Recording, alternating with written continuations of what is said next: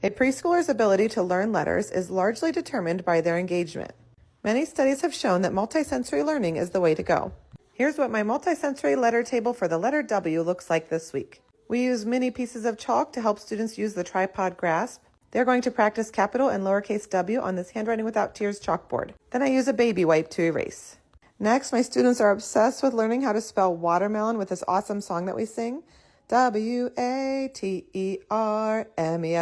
What's that spell? Watermelon. I'll try to find and share that song in another video.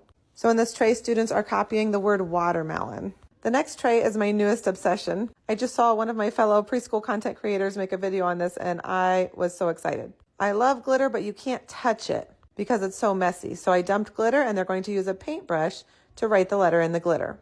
And then you just shake the tray to erase. I'll tag that creator below. Make sure you go follow her.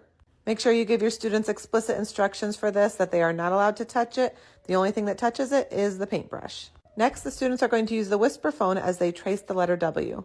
If they forget the sound, they can press this button. W says W. I taped these sand cards down to the tray so that they wouldn't move when the student is holding the phone in one hand and tracing with the other. This really is the coolest thing because when you put one side to your ear and you whisper in the other, you can hear it very clearly even in a loud room. This activity is trace, erase, try. Students will trace the letter W, erase it, and then try it on their own.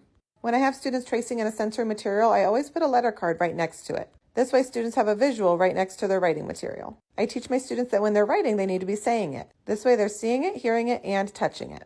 And last but not least, we have our letter W hunt and find. We use these small crayons from Handwriting Without Tears, again, to help with the grip. Students can color the letter W and find all of the W's on the page.